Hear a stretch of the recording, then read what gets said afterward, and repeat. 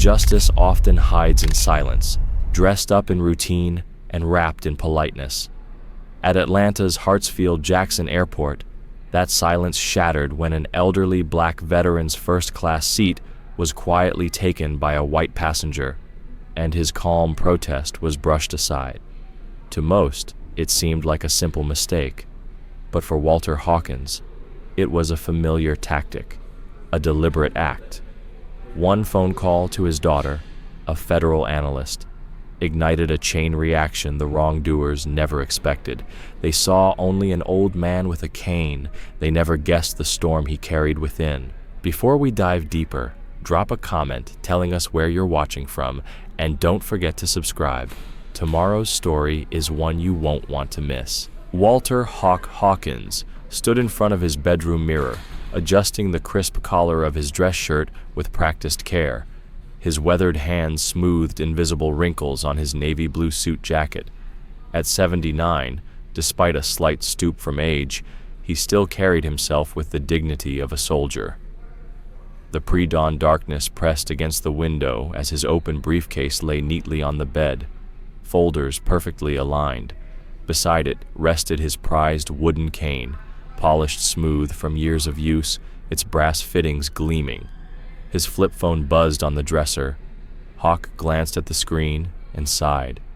Monica. His daughter's voice came through, tinged with worry and frustration. "Dad, you don't have to do this like this. I can arrange secure transport through my contacts." Hawk's voice was calm but firm. "That's exactly what they expect. Commercial flight. First class.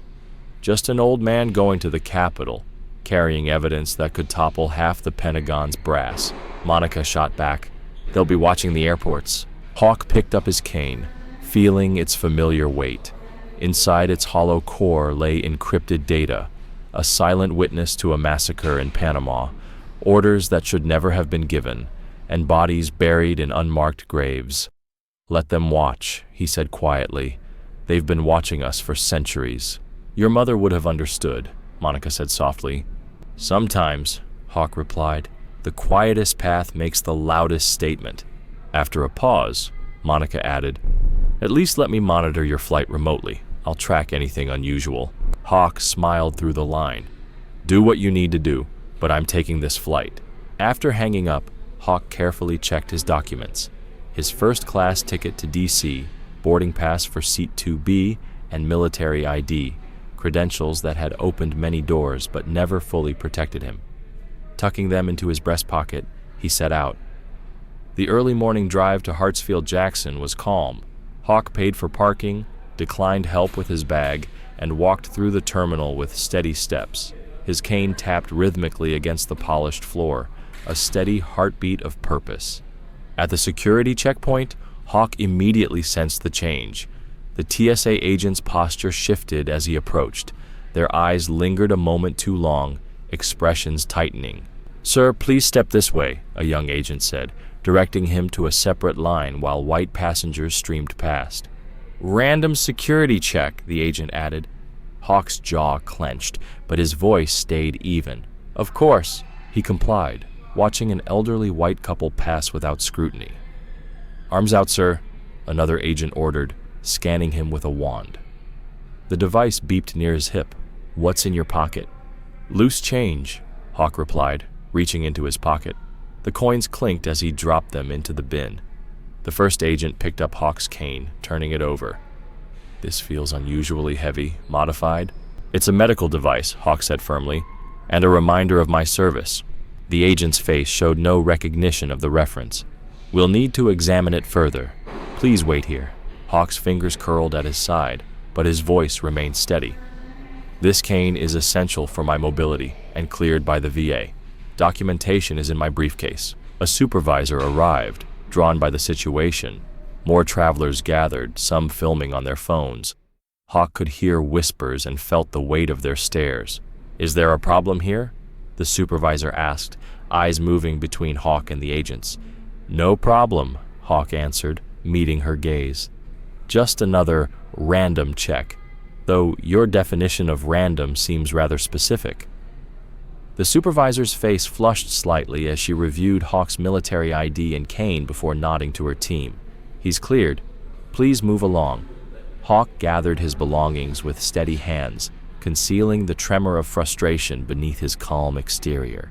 As he reclaimed his composure, fragments of nearby conversations drifted to him. Why make such a fuss? If they just cooperate, it's for everyone's safety. He slipped on his shoes, straightened his jacket, and gripped his cane tightly. The secret evidence hidden inside it remained safe, unknown to those who had just handled it. Small victories, he reminded himself, were still victories.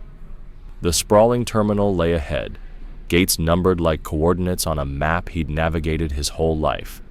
Checking his watch, he saw there was still time before boarding. Moving forward with purpose, his cane tapped a rhythm less of defeat and more of determination.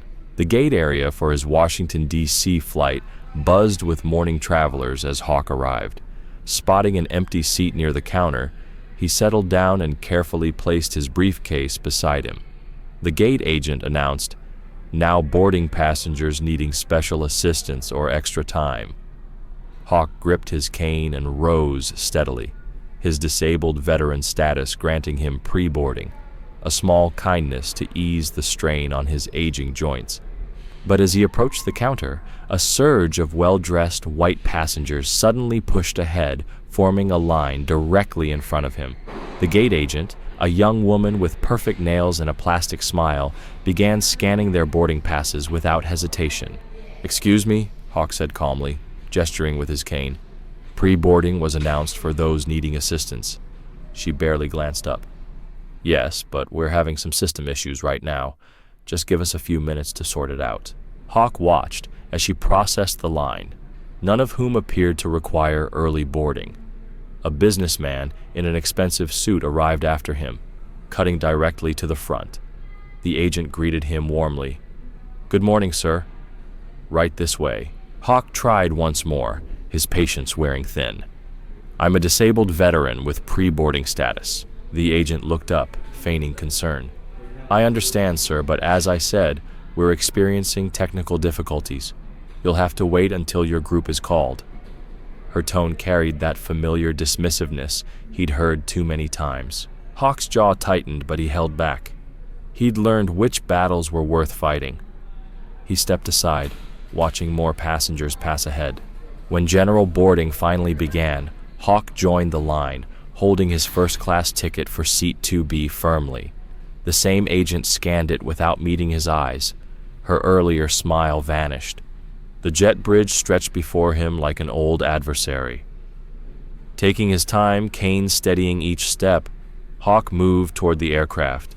Flight attendants greeted passengers at the door, their welcomes noticeably cooler as he boarded. He moved deliberately through first class, counting rows until he reached seat 2B on the left aisle. But there, a white man in khakis and a polo shirt was already seated, typing on a laptop with an air of entitlement. "Excuse me," Hawk said, pulling out his boarding pass. "I believe you're in my seat. Dobby Dotty." The man, Richard Slade, though Hawk didn't know his name yet, looked up with practiced surprise. "Oh no, this is definitely my seat." He made no move to check his ticket or move. Hawk held out his crisp boarding pass. "First class, seat 2B, clear as day." Slade barely glanced at it, eyes fixed on his screen. "Listen, Pops, maybe you're confused. You know how it is at your age. The numbers start swimming." He chuckled condescendingly. "My eyes work just fine," Hawk replied, voice steady and heavy with experience. "And they've seen enough to know exactly what's happening here." A white flight attendant approached, heels clicking sharply. Her name tag read Patricia, but her smile didn't reach her eyes. "Is there a problem here?" she asked. Slade responded smoothly without looking up. "This gentleman seems confused about his seat. Maybe you can help him find where he's supposed to be." Patricia took Hawk's boarding pass without asking, glanced at it briefly, then shook her head. "You probably misread it, old man. Happens to the best of you." She echoed Slade's condescension, handing back the ticket.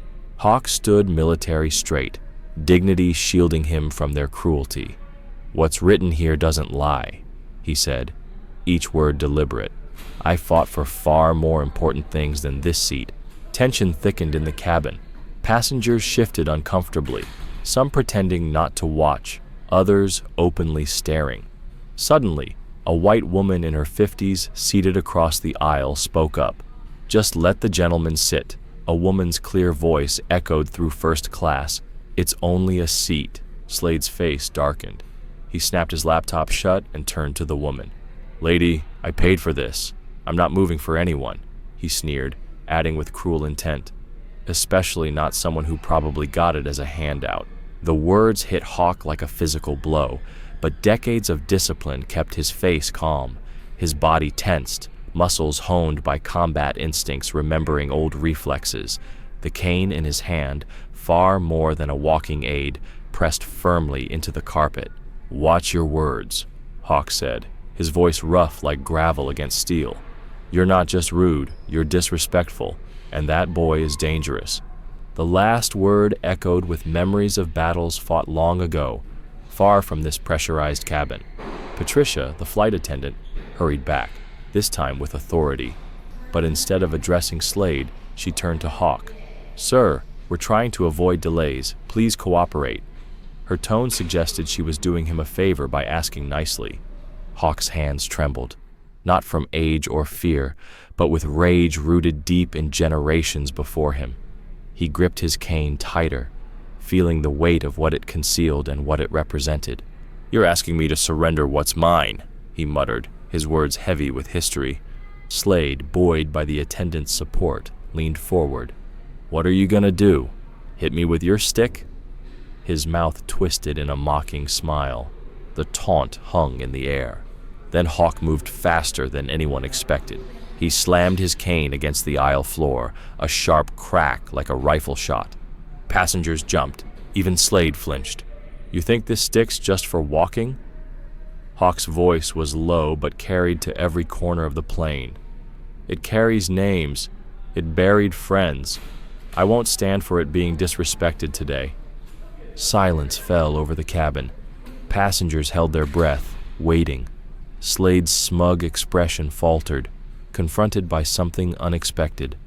Dignity that wouldn't bend, strength that wouldn't break. For a moment, it seemed Hawk might unleash years of contained fury.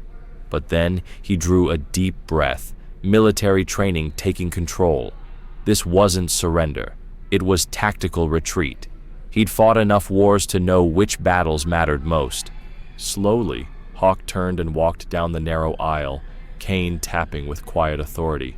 Passengers averted their eyes. Shame or indifference marked their faces. A young black girl, no older than 14, raised her phone, recording everything. Her eyes met Hawk's, showing both anger and understanding.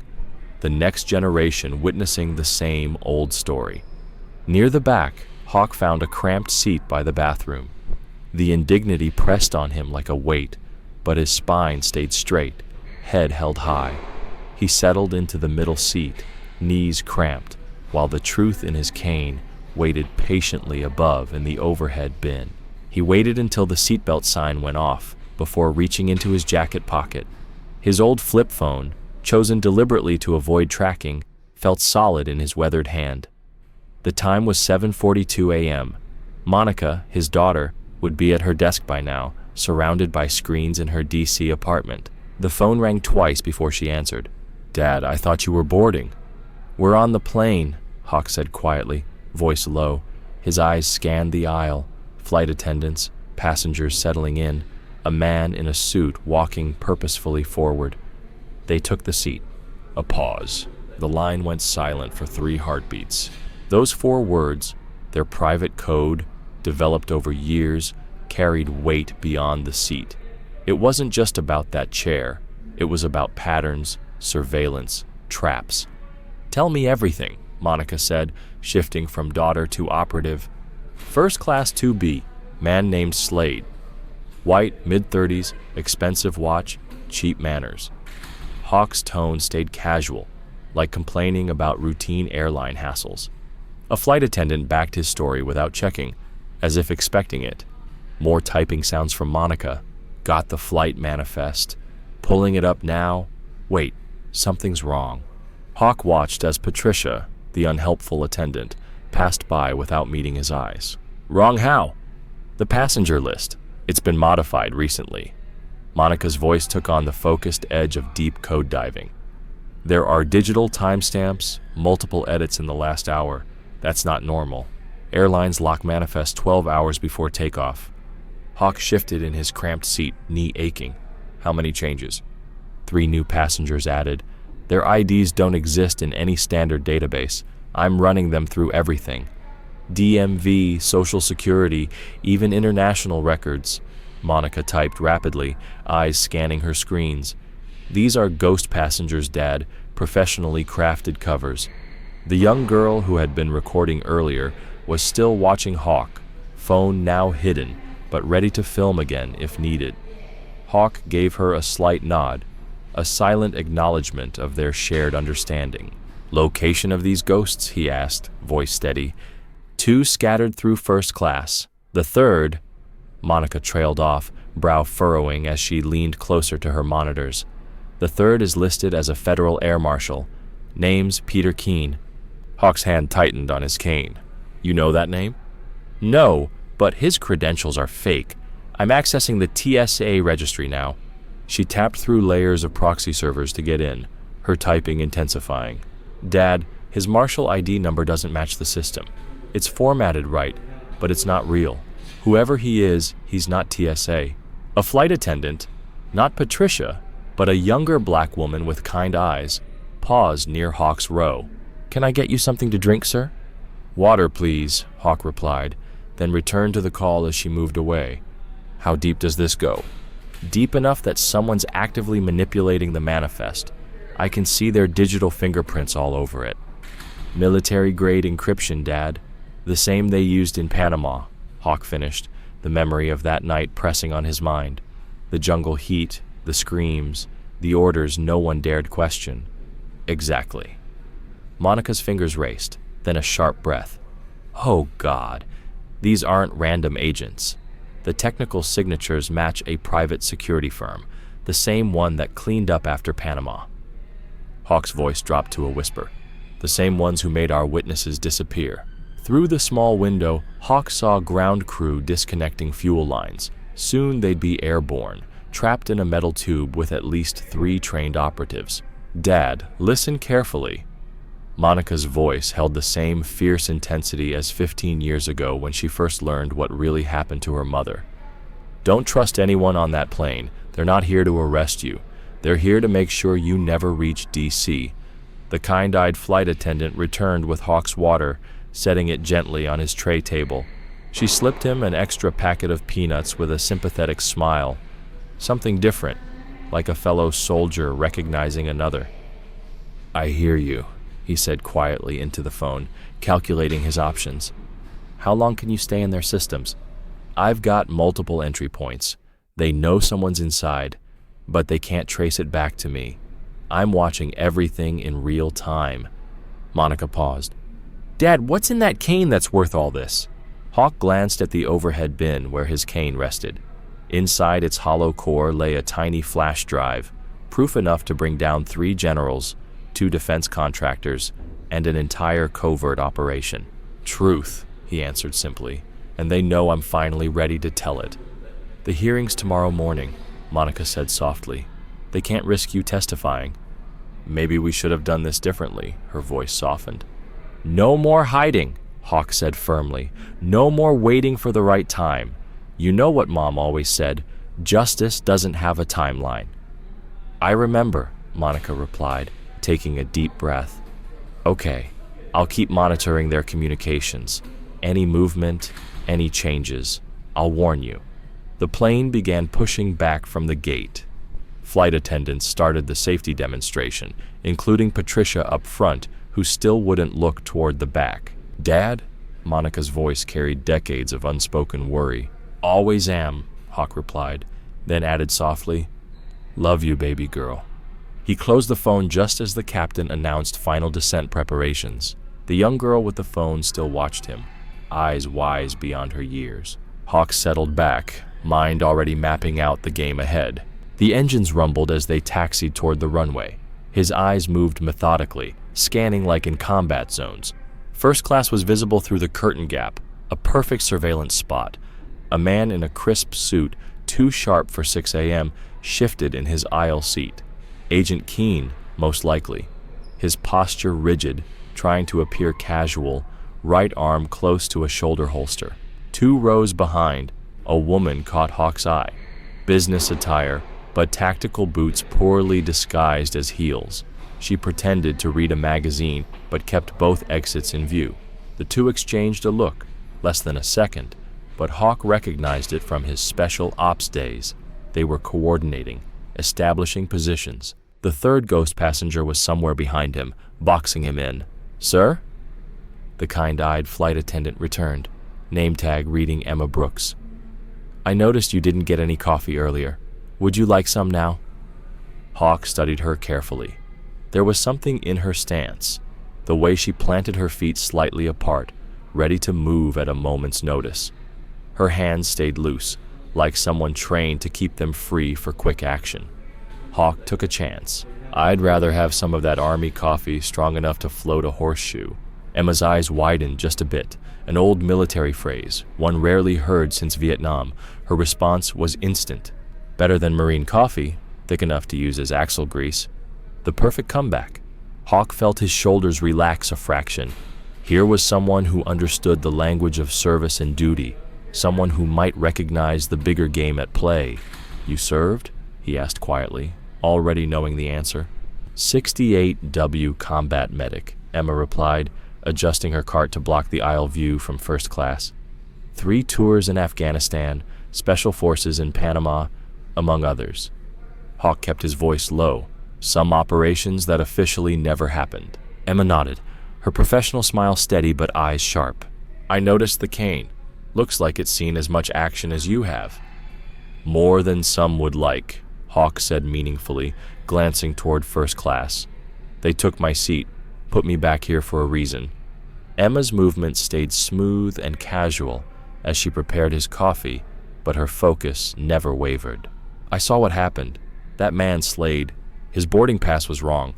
I checked the manifest earlier, but someone changed it, above my clearance to question." "Changes made within the last hour," Hawk confirmed, "along with 3 new passengers. Ghosts." Emma's hand paused. "The air marshal. I've never seen one board so late, or move like that. Not a real marshal. None of them are who they say they are." Hawk accepted the coffee she offered, using the moment to scan the cabin again. "I'm being hunted, 3 on this plane. They took my seat so I'd be isolated." Emma's professional mask cracked slightly, revealing steel beneath. "You're not alone anymore." She straightened, slipping back into her flight attendant role, but her eyes held understanding. She'd seen enough in Afghanistan to know when something was off. "I'll be doing regular cabin checks every 15 minutes. Hawk gave a slight nod. "Watch the one in 12A and the woman in the blue blazer, 4C. They're coordinating." "I see them," Emma said, adjusting her cart. "The third's behind me somewhere, boxing you in." Hawk sipped his coffee. "They're waiting for the right moment, probably over water, so they can claim it was natural causes. Heart attack, maybe. Old man flying alone." Emma's jaw tightened. "Not on my watch." She glanced at her watch, setting their timeline. "I'm lead attendant on this flight. Patricia up front reports to me, even if she doesn't like it.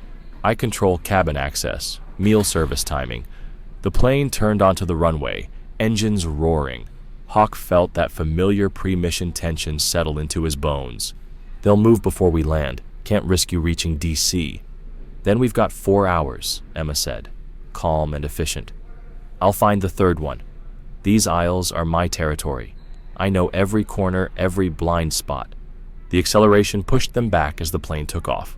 Through the curtain gap, Hawk saw Keene watching their exchange, face carefully neutral. "Be careful," Hawk warned. "These aren't ordinary agents. They've had decades of practice making problems disappear." Emma gave him a look full of her own combat experience. "So have I. Different battlefields, same principles." She adjusted her uniform with military precision. They expect you to be helpless back here. Let's use that. The plane lifted off, leaving Atlanta behind. Hawk watched the ground fall away, thinking of missions that had started just like this. Tension rising, plans forming, allies emerging from unexpected places. But this time, the stakes were higher than ever. This wasn't just survival. It was about breaking decades of silence, bringing dark truths into the light, and making sure what's hidden in his cane reaches the right hands, no matter the cost. Emma moved her cart forward, every step precise. She had the look of someone who'd found her mission again, the purpose many veterans lose after service. As she passed the first-class curtain, she caught Hawk's eye once more. In that glance was a promise. Soldier to soldier, she would watch his six, just as others had done in jungles and deserts around the world. The hunt was on, but this time, the hunters didn't know their prey had backup. The plane reached cruising altitude when Captain Danvers's voice crackled over the intercom, too smooth, too rehearsed. Ladies and gentlemen, due to severe weather systems over DC, we will be adjusting our flight path. Nothing to worry about, just standard procedure. Hawk's eyes narrowed. Outside, the sky was clear, bathed in morning sunlight. He touched the screen on the seat back, pulling up the flight path display. The blue line had shifted, not toward Reagan National, but west, toward the Virginia mountains. Emma appeared beside him, pretending to check seatbelts. "That's not right," she whispered. Whether diversions go to Baltimore or Philadelphia, she squinted at the new destination code. "I don't even recognize that airstrip." "Because it's not commercial," Hawk muttered. He pulled out his flip phone, keeping it low against his leg. His arthritic fingers typed a coded message to Monica. Her reply came fast. "Tracking flight path now. Don't move." Hawk watched the screen, memories flashing of remote mountain strips in Panama, isolated places where helicopters land and people disappear. The girl who filmed the earlier confrontation still recorded discreetly, phone aimed between seats. She didn't know it yet, but she was now their best witness. Every frame captured was evidence. His phone vibrated again. Monica's message was urgent. Flight manually redirected 6 minutes ago. Private federal clearance code. Weather over DC is clear, confirmed by 3 sources. Downloading the girl's live stream now. Hawk's jaw tightened. The captain was in on it. The entire flight had been a trap from the start. The stolen seat, the isolation, now this sudden detour. They wanted him away from crowds, cameras, and questions. Emma returned with fresh coffee, her movements calm but eyes sharp. 3 passengers just requested special meals they didn't order, all in exit rows. She adjusted her collar, a subtle military sign Hawk recognized. Positions shifted, threats moving. The cabin lights dimmed as they passed through a cloud bank. In the shadows, Hawk saw Keen rise, straightening his jacket, moving toward the lavatory near first class, passing close to Slade's seat. Their voices carried just enough for Hawk's trained ears, Keen's cold, professional tone. "Once he collapses, call it a stroke. No questions." Slade's quieter, nervous reply, "Make it clean. My father wants no connections." Hawk's grip tightened around his cane, feeling the weight of the evidence inside. The same men who ordered massacres in Panama were now trying to bury the truth again. Same playbook, different decade. The young girl was still recording, her camera catching Keen's return to his seat. She didn't know she was documenting a murder plot, but every second was another thread they couldn't erase. Emma passed by again, now with a trash bag. 2 more hours to destination, she whispered. They've requested early meal service, probably to keep witnesses focused on their trays. Hawk nodded subtly. He'd seen this choreography before, the timing, the distractions, the way they'd make it look natural. His death would be just another statistic. Elderly black man dies on flight. Nothing to see here. His phone buzzed one last time. Monica attached a video clip, the girl's live stream spreading across social media. Comments flooded in, questioning the stolen seat and Hawk's treatment. They wanted him invisible, but their own actions made him visible. Every share was a potential witness. Every comment a thread they couldn't easily cut. Through the gap between seats, Hawk saw Slade shifting, checking his phone. The businessman's facade was cracking. He hadn't expected an audience, a viral moment. The captain's voice came over the intercom again, announcing early meal service due to the route change. The timing was too perfect, too coordinated. They were starting their endgame. Hawk felt the familiar combat clarity, the way time slows before an operation. His fingers traced the carved grooves in his cane, each mark a fallen brother trusting him to tell their story. He wouldn't let them down. Not here, not today. Emma moved with practiced efficiency, creating a pattern, always keeping herself between Hawk and at least one agent. She built a defensive perimeter in plain sight, using drink carts and passenger needs as cover.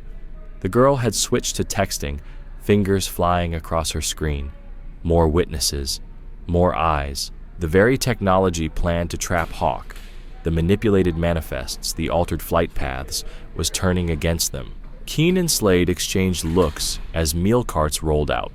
They thought they had time, control. They didn't realize that while watching Hawk, others were watching them. Hawk's cane rested against his leg, ready. Inside, encrypted files waited like a time bomb, evidence exposing decades of cover-ups. All he had to do was survive long enough to deliver it. The plane banked toward the Virginia mountains. Below, empty roads wound through forests, perfect places for accidents, disappearances. But first, they had to get him off this plane, and Hawk wasn't about to make it easy. Emma rattled the beverage cart down the aisle, her practiced smile masking tension. She positioned it perfectly, a rolling barrier between Hawk and Agent Keen's watchful eyes. "Coffee, sir?" she asked loudly, deliberately spilling a few drops on the fold-down tray of a passenger next to Hawk. "Oh, I'm so sorry. Let me clean that right up." The commotion drew attention as she fussed with napkins and apologies. In the controlled chaos, Hawk's weathered hands moved deliberately over his cane. His fingers found worn grooves near the bottom, marks that looked like wear to the untrained eye, but were actually carefully disguised release points. The cabin lights were dimmed for early dinner service, casting shadows that worked to their advantage. Most passengers focused on their meals or screens, leaving pockets of darkness between seats. Hawk's arthritic fingers moved slowly but surely, working the concealed mechanism.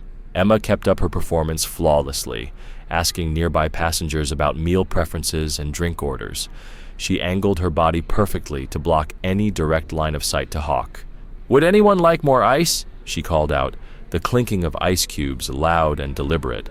The sound masked the faint click as the bottom section of Hawk's cane finally loosened. A baby started crying 3 rows ahead, drawing attention forward.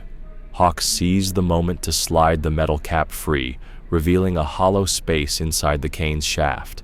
Nestled there was a sleek digital drive, barely larger than his thumb, wrapped in protective fabric that silenced any rattling. "Sir, would you like cream with that coffee?" Emma's voice floated just enough to cover Hawk retrieving the drive. Her eyes flicked toward first class where Slade sat, headphones on, watching a movie. The drive felt warm in Hawk's palm, not heavy in weight, but heavy with truth. He slipped it into his jacket pocket as Emma cleaned up the spilled coffee, her movements naturally shielding him from the aisle. "Thank you, young lady," Hawk said clearly, playing his part. "You've been most helpful." The next hour crawled by in agonizing slowness. The cabin settled into that peculiar twilight zone of long flights where time stretches and blurs, perfect cover for what needed to happen. Passengers dozed in reclined seats, faces lit by the blue glow of screens. Movies played silently through headphones. The engine drone created white noise that swallowed small sounds. Emma made regular rounds, checking on passengers, always finding excuses to pause near Hawk's row. She noted his empty cup, adjusted his blanket, asked if he needed anything, all while scanning the cabin, tracking observers. Hawk moved minimally, using decades of training to blend in. His old flip phone lay open in his lap, partly hidden by the airline blanket. The digital drive was connected through a port that looked outdated to modern eyes, exactly why he chose it.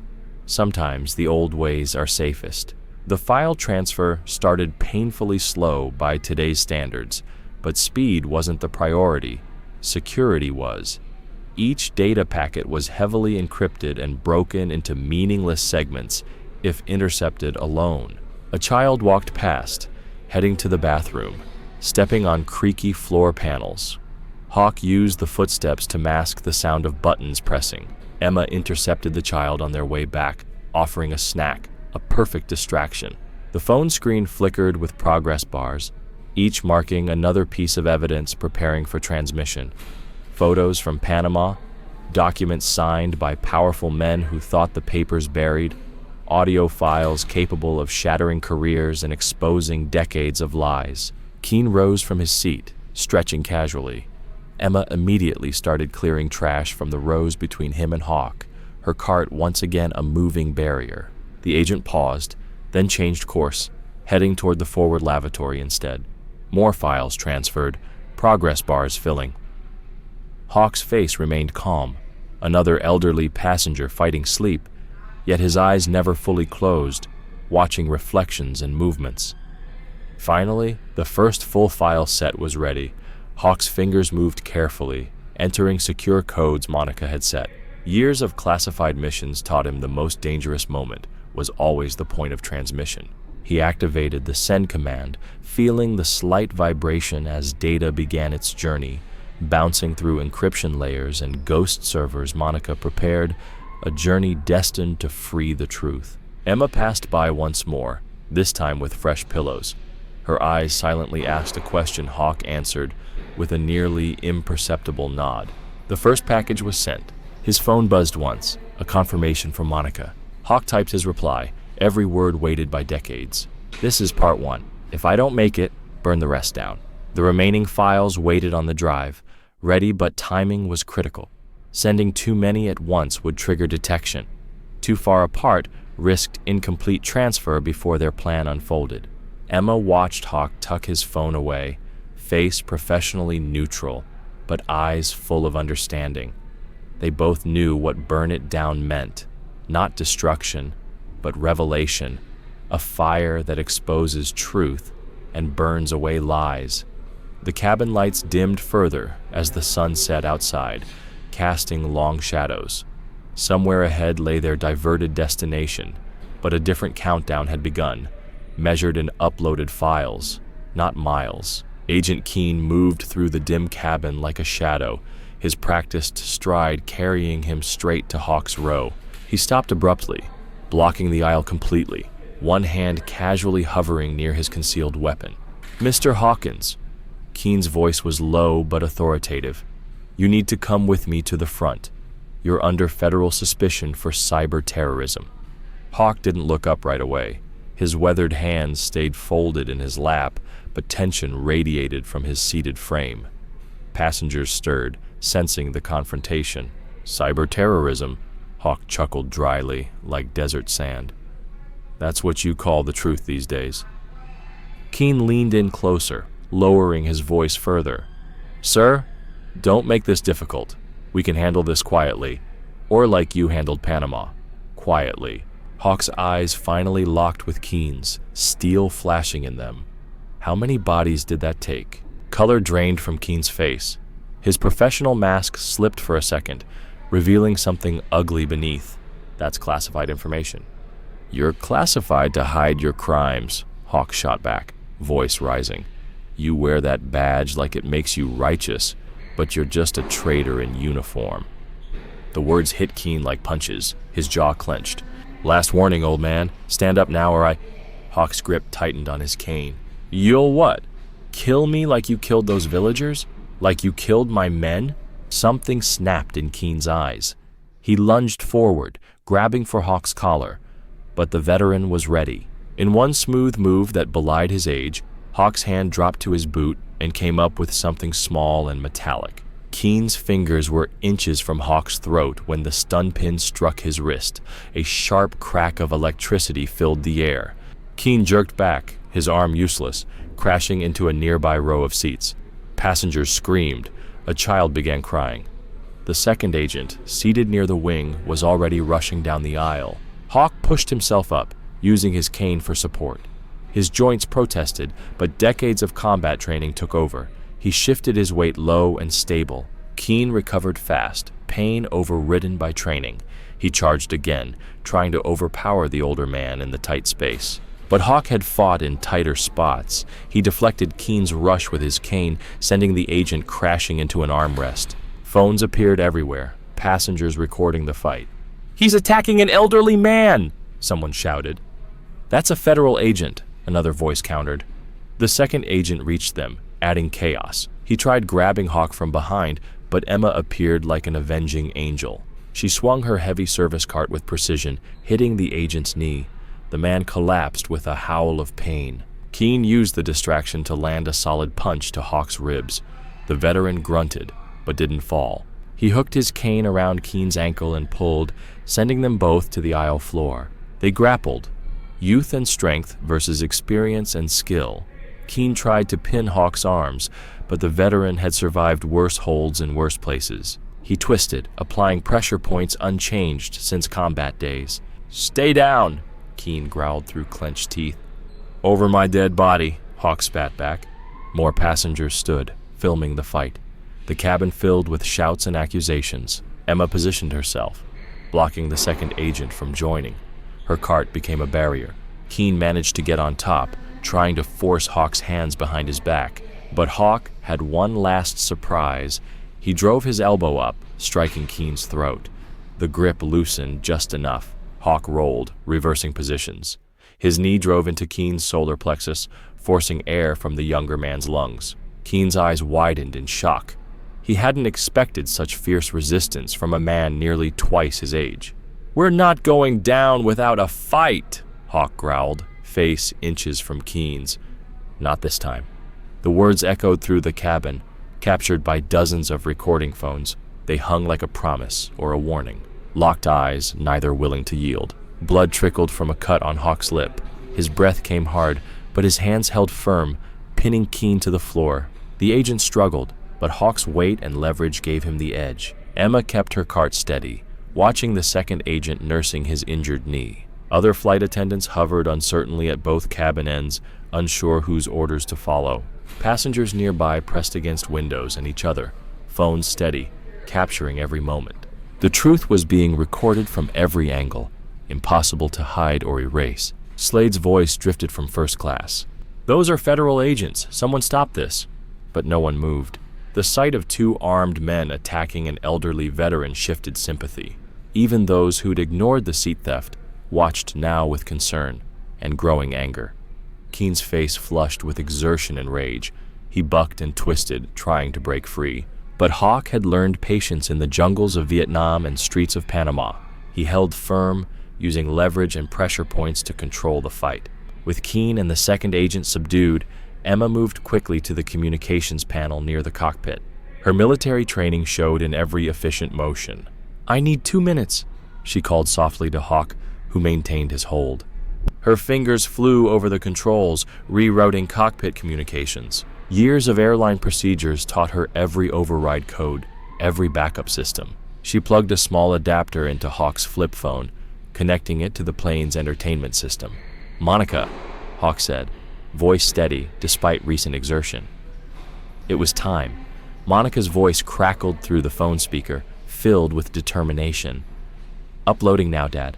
Every screen, every channel." The cabin's overhead screens flickered to life. Passengers who had been filming the fight now turned their attention upward as Hawk's face appeared everywhere. But this was a different Hawk, younger by a decade, seated in what looked like a home office, military decorations proudly displayed behind him. "My name is Walter Hawkins," the recorded voice began, strong and clear. "I served in Special Forces for 30 years. What I'm about to share has been buried by 3 administrations." Keen renewed his struggle, but Hawk's grip remained firm. "You can't stop this anymore," Hawk said quietly. The video showed military documents, satellite images, and photographs. Hawk narrated each piece with precise detail. December 18, 1989, Panama City outskirts, Operation Just Cause. What you're seeing isn't collateral damage, its systematic elimination of civilian witnesses. Gasps filled the cabin as graphic images appeared, bodies in mass graves, villages reduced to ash. Documents revealed signatures, orders, dates, all pointing to deliberate targeting of civilians. These weren't mistakes, Hawk's voice continued. These were orders from men who still hold power today. A passenger near the front vomited into a bag. Others stared, horrified and disbelieving. Emma stood guard by the communication panel, her face grim. She had seen similar atrocities in her own service. The testimony moved forward in time. Iraq, 2003. Different desert, same lies. More documents appeared. Falsified reports, doctored casualty numbers, evidence of systematic cover-ups. They're watching this live at the Pentagon, Monica's voice came through Hawk's phone. I've broken through their firewalls. They can't shut it down. Slade's voice carried from first class, tight with panic. This is classified information. Everyone watching is complicit. Multiple passengers shouted him down. The video continued with footage of military contractors gunning down unarmed civilians, dates and locations carefully documented. Hawk's narration named officers who gave the orders and those who covered them up. I carried these secrets for decades, the video Hawk said. Watched good men die to keep them buried. But truth doesn't die. It waits. A young mother in the middle rows cried openly. Those were children, she whispered, clutching her own child closer. All feeds are live, Monica reported. CNN, Fox, MSNBC, they're all picking it up. Social media is exploding. Dad, you did it. They can't bury this anymore. The plane's intercom crackled. This is your captain. We've been ordered to make an immediate landing at Andrews Air Force Base. All passengers, please remain seated. The captain's voice cut off as Slade burst from first class, a compact pistol shaking in his hand, face contorted with rage and fear. Turn it off, he screamed, waving the weapon wildly. Turn it all off now! Passengers screamed, ducking behind seats. Emma positioned herself between Slade and the communication panel, tense but ready. Hawk kept his hold on Keen but turned his head toward Slade. Your father's name is in these files, isn't it? Hawk's voice rang clearly through the chaos. That's why you're really here, not just to stop me, but to protect his legacy. Slade's hand trembled violently. You don't understand what you're doing. These secrets protect people. They protect criminals, Hawk countered. Men who ordered deaths from comfortable offices, men who got rich while good soldiers died keeping their secrets. The video played relentlessly overhead, revealing decades of covered-up atrocities. Every passenger's phone recorded Slade's breakdown alongside Hawk's testimony. How many are watching? Monica asked into Hawk's phone. Millions, Dad. It's trending globally. The Pentagon's in chaos. They're scrambling response teams, but it's too late. Everyone's seeing everything. Slade's gun swung between Emma, Hawk, and the overhead screens, his composure breaking. The weapon shook. He could barely aim. My father was a hero, he shouted, his voice breaking on the last word. Your father was a murderer, Hawk replied calmly. Just like the men he served, just like the men he protected. And now everyone knows. The plane began descending toward Andrews, but the damage was done. Decades of hidden crimes played on every screen, shared across every platform. The truth had broken free. No government damage control could stop it. Slade's finger tightened on the trigger, his face a mask of desperate fury. Passengers held their breath, caught between horrifying revelations and immediate danger. The cabin tension crystallized as Slade's gun wavered between targets. His wild eyes finally settled on Hawk. Emma, moving with military and airline-honed instincts, positioned herself in front of a young boy caught in the aisle chaos. Everyone stay down, she commanded, voice firm and authoritative. Hawk stood perfectly still, weathered face calm despite the weapon aimed at his chest. Years of combat had taught him fear was a luxury he couldn't afford now. He read the tremble in Slade's finger, sweat beading his forehead, the slight shuffle of feet, all signs of a man ready to break. Go ahead, Hawk's voice rang deep and steady like a drumbeat. But you die first. The words weren't a threat. They were a promise from a man who had stared death down many times before. Overhead, the screens flashed documents, signatures, dates, death tolls. The long-buried truth was impossible to ignore, filling every inch of the cabin with its terrible weight. "You don't understand." Slade's voice cracked, the gun shaking violently now. "These secrets, they're bigger than you, bigger than any of us." Passengers huddled in their seats, phones still recording every moment. The young mother who had cried earlier pressed her child's face into her shoulder, shielding them from the chaos unfolding. Hawk's eyes never left Slade's face, but his grip on his cane shifted subtly. Years of training told him the perfect moment was near, when an opponent's resolve wavers just enough to create an opening. "He killed my friends with those secrets." Hawk's voice grew harder. "Buried truth under lies, honor under shame. They made murderers look like heroes." Slade's face twisted at the word heroes. "Shut up!" he screamed, spittle flying. "You don't know anything about heroes."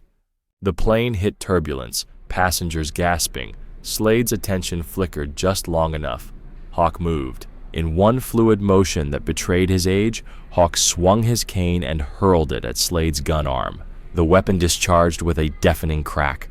White-hot pain blazed across Hawk's side as the bullet grazed him, but momentum carried him through. The cane struck Slade's wrist with devastating force. A sharp crack echoed, bone or wood, no one could tell. The gun flew from Slade's grasp. He howled in pain, but before he could recover, Hawk was on him. They crashed to the floor, Hawk's combat experience making up for his years. His hands found Slade's throat, pinning him down with righteous fury. Blood seeped from Hawk's wound, but he didn't notice. "Who sent you?" Hawk's voice thundered, drowning out gasps and cries. Slade struggled beneath him, face paling, eyes wide with fear and shame. "My father," he gasped. "Panama. We had orders." The words hit Hawk like blows. His grip loosened slightly, recognition dawning. Through the phone connected to the plane's systems, Monica's voice came, soft and horrified. "Oh my God, it's his son." Emma moved quickly, securing the dropped weapon, eyes never leaving the two men. The young boy she protected peeked out, watching wide-eyed and uncomprehending. Blood seeped through Hawk's shirt where the bullet grazed him, a dark stain spreading slowly. The pain was distant, overwhelmed by roaring in his ears as decades-old puzzle pieces clicked into place. "Colonel Slade," Hawk's voice was hollow with recognition. "December 18th, 1989. He gave the order to burn the village, to silence witnesses." Slade stopped struggling, body going limp beneath Hawk's grip. Tears leaked from his eyes. "He said it was necessary," Slade whispered, "for the greater good." The overhead screen showed footage of that village, before and after. Destruction total, methodical, deliberate, no survivors. Monica's furious typing filled the phone line. "Dad, I'm finding more. Colonel Slade's signature is on dozens of orders, not just Panama, Colombia, Iraq, Afghanistan." The plane descended toward Andrews. A heavy silence filled the cabin, broken only by the ongoing testimony on the screens and Slade's ragged breathing. Hawk's blood dripped slowly onto Slade's expensive shirt, forming a dark constellation. Emma moved closer, first aid kit in hand. "Sir, you're bleeding. Let me help." But Hawk's gaze stayed locked on Slade, fury and old pain etched on his face. "Your father killed my men," he said, every word heavy and precise. "Good men, honorable men, and you're just like him, hiding truth behind violence, burying justice under threats." Slade's eyes closed, tears still leaking. His voice broke, almost childlike. "He told me I had to protect his legacy, had to keep the secret safe." The plane's landing into Andrews Air Force Base was far from routine. Red and blue emergency lights painted the tarmac like a patriotic disco, their beams cutting through early evening darkness. Fire trucks, ambulances, and police vehicles formed a tight perimeter around the landing area. Behind them, a crowd of journalists raised cameras, tracking the plane's approach like predators. The landing gear screeched on concrete. The plane stopped smoothly. Through the windows, passengers saw dozens of veteran groups, holding signs and American flags, gathered after Monica's viral broadcast. Inside, Emma worked quickly to bandage Hawk's wound, eyes sharp on the subdued Slade. The bullet graze wasn't deep, but had soaked through Hawk's dress shirt, a stark reminder of how close it came to tragedy. "Hold still, sir," Emma said, pressing gauze to his side. "Paramedics will want to check this." Hawk grimaced but stayed steady. "Been through worse, daughter." "Much worse." The cabin crackled with tension as federal agents boarded first, moving with precise professionalism. They quickly took custody of Slade, Keene, and the other compromised agents. The sight of them led away in handcuffs drew scattered applause from passengers still processing the shocking events they'd witnessed. "Ladies and gentlemen," the captain's voice came steady over the intercom, despite the chaos. "Please remain seated until federal authorities complete their initial sweep. Emergency medical personnel will be boarding shortly to assist anyone needing attention." Outside the windows, passengers spotted Monica Hawkins sprinting across the tarmac, her FBI credentials allowing her past multiple security checkpoints. She carried herself with the same determined grace as her father, though her face showed the strain of the past hours. The young black girl who'd recorded the initial confrontation kept filming. "Mr. Hawk," she called out, "want to say something for the record?" Hawk turned, eyes softening just slightly. "Keep recording, child.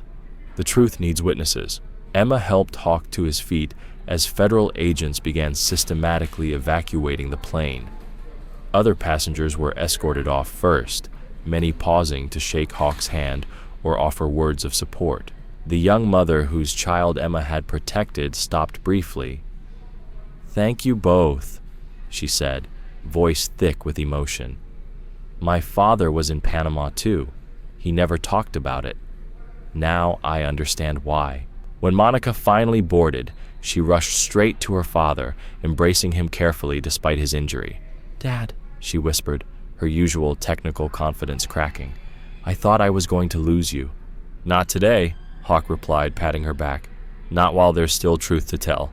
Emma gathered Hawk's belongings, his blood-stained cane, briefcase, and the encrypted drive that had started it all.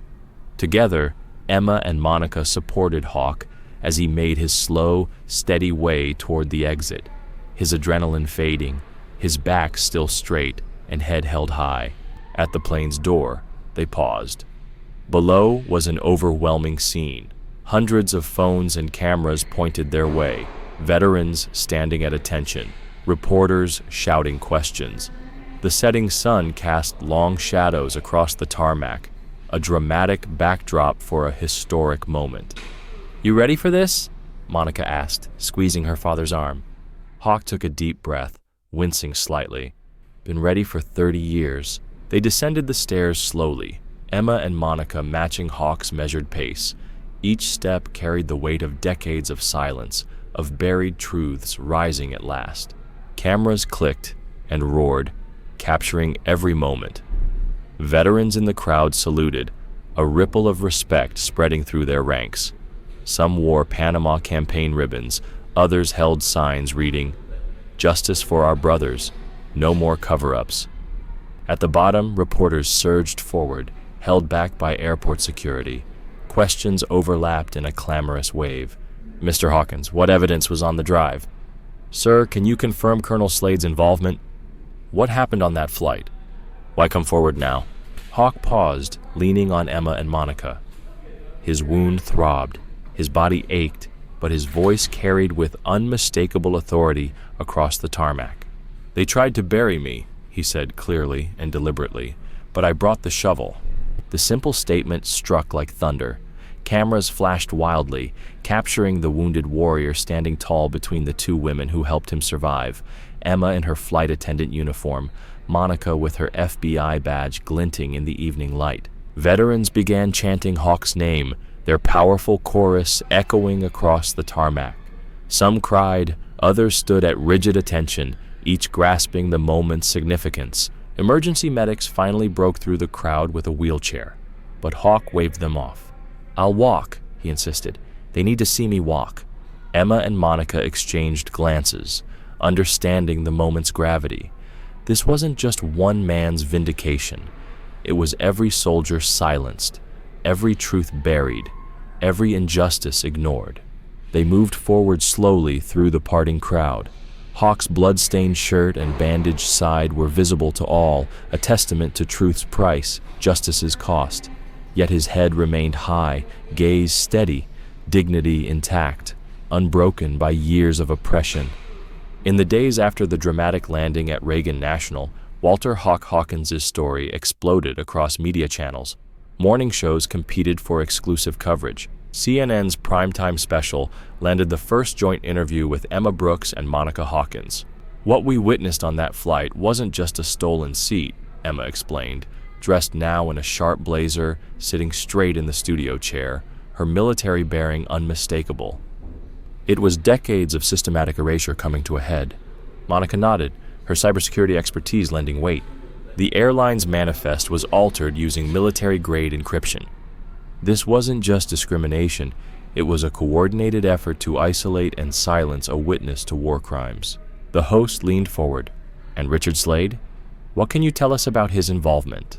"Slade's father was Colonel James Slade," Monica revealed, her voice tight with controlled anger.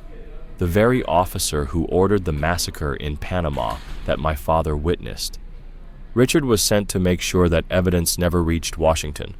Footage played on screens behind them, Slade and Keene being led away in handcuffs, faces twisted with defeat. FBI agents carried boxes of evidence from private security firm offices. The airline's corporate headquarters were swarmed by federal investigators. The Department of Justice has opened a full investigation," the news anchor reported. Sources say the airline faces severe penalties for allowing their systems to be compromised and for participating in what amounts to a criminal conspiracy.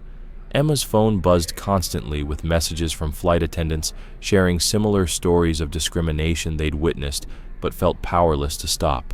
"This isn't just about one flight," she testified. "It's about changing the whole system." Social media exploded. Stolen seat became the top trending topic worldwide, followed closely by a number sign, Veteran Justice. The young girl's original video of Hawk being forced from his seat had been viewed over 50 million times. People shared their own stories, times they'd been asked to move, to wait, to accept less than what was rightfully theirs. Veterans groups organized sit-ins at airports nationwide, demanding better treatment for service members, especially veterans of color. Hawk's dignified profile and silver hair became a symbol of resistance against institutional racism.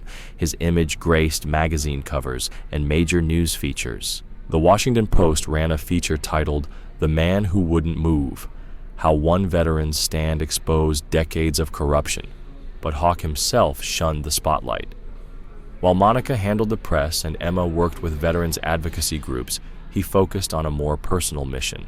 With his wound healing and testimony secured by federal prosecutors, he began visiting families of those lost in Panama.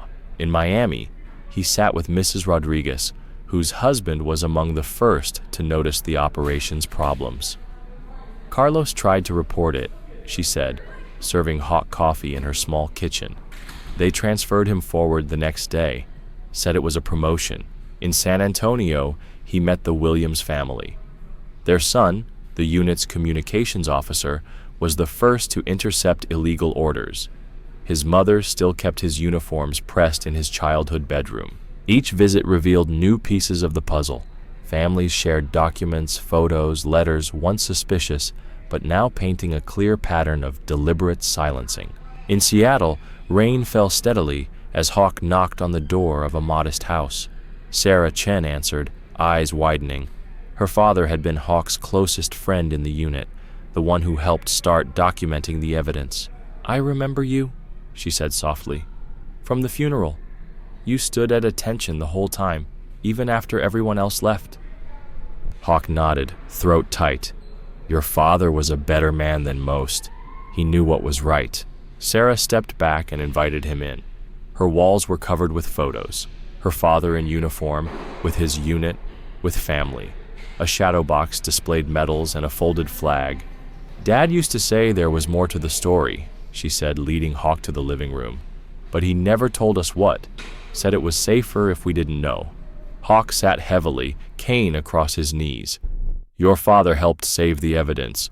Without him, none of this would have come out. Sarah studied him long, seeing the weight he carried, finally understanding why her father trusted him so completely. Without a word, she wrapped her arms around his shoulders. Hawk stiffened, then slowly relaxed into the embrace.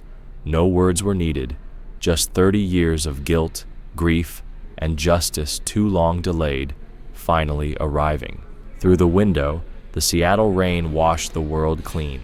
On the coffee table, Sarah's phone buzzed with news alerts about the investigation, Slade's confession, and the tide of public opinion changing.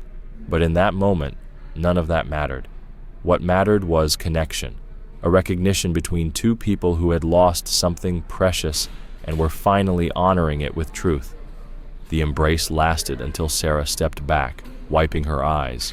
On her father's wall, the photos seemed to watch with approval, past and present meeting in a moment of healing no agency could classify or contain. Inside the Capitol hearing room, every seat was filled. The air buzzed with anticipation as Walter Hawk Hawkins sat before the Senate Subcommittee on Military Oversight, his silver hair catching the harsh fluorescent light. His bandaged side was hidden beneath a pressed Navy suit, but his posture, straight-backed and resolute, showed no weakness. C-SPAN cameras tracked his every move. Reporters crowded the edges, notebooks and phones ready. Behind him, rows of spectators leaned forward, many wearing veterans' caps and service pins. "Mr. Hawkins," Senator Claire Martinez began, voice clear over the microphone, "we understand you declined any special accommodations for your testimony today." "That's correct, Senator," Hawk replied steadily. "I've waited 30 years to speak these words. I don't need comfort to tell the truth." Murmurs rippled through the gallery. Some committee members shifted uneasily. "Please proceed with your testimony," Martinez said, gesturing to screens around the room. Hawk opened a leather portfolio, movements deliberate. "What you're about to see has been verified by multiple intelligence agencies. These are not allegations. These are facts." Satellite photos of a Panamanian village dated 1991 appeared. Operation Silent Spring was presented as a counter-narcotics mission, Hawk explained. The reality was far darker. Documents followed, classified orders bearing Colonel James Slade's signature, communications logs, medical reports, each building an undeniable pattern of systematic violence against civilians. Colonel Slade didn't just order these operations, Hawk continued, voice heavier. He created a template for hiding them, one reused in Iraq, Somalia, and places we don't even have names for. The gallery fell silent as photos showed mass graves, burned homes, and lists of victims. Hawk named each person, each date, each commanding officer who signed off on atrocities. Several names belonged to men still wearing stars on their shoulders. "General Phillips," Hawk addressed a military observer directly. "You were Captain Phillips then, and your signature is on the 3rd page of that falsified after-action report. Care to explain?" Phillips's face went pale. He rose, but his lawyer grabbed his arm. Hawk's testimony was surgical, precise, unflinching, cutting straight to the truth's bone. When he reached encrypted files Monica recovered from Colonel Slade's archives, committee members visibly recoiled. "These are the original orders," Hawk said. "Note the language used to justify targeting specific communities. Note the methods suggested for containing witnesses." Then came the footage from the flight. Screens filled with Agent Keen's face, caught by multiple phone cameras confronting Hawk in the aisle. "Just take the water," Keen's voice rang out. "One sip and it looks like natural causes. Clean, easy, like Panama." Gasps erupted. Hawk let the footage play, showing Keen's full confession, his plan to eliminate a problematic witness before landing. "Agent Keen and his accomplice are in military custody," Hawk stated, along with Richard Slade, carrying out his father's orders, silencing anyone who knew the truth by any means necessary. More evidence followed: Monica's technical analysis of altered flight manifests, Emma's testimony about the coordinated attempt to isolate Hawk, documentation proving the airline systems had been compromised by military intelligence. This wasn't just about one flight. Hawk's voice grew stronger. Not just one seat. It was 30 years of systematic erasure, veterans silenced, truth buried under layers of classification and convenience. He looked at the committee, eyes hard as granite. You want to know why I kept this evidence in my cane? Because they taught us in service. Keep your weapon close. And the truth, that's the deadliest weapon of all. Silence engulfed the room. Senators who began bored or skeptical now sat rigid, faces ashen. The evidence was irrefutable, the implications staggering. From the back, a chair scraped. Footsteps. A black veteran in his 70s, wearing a Vietnam service cap, rose slowly, saluting crisply despite his age. Like a wave, others stood. Veterans from Korea, Vietnam, Desert Storm, Iraq, Afghanistan, then civilians, activists, families of the fallen. Applause started softly, building to a thunderous roar. Senator Martinez wiped tears, whispering into her mic, "We let this happen. All these years, we let this happen." Hawk lowered his head, shoulders easing for the first time since entering. The truth he'd carried for decades, the weight that bent but never broke him, was finally free.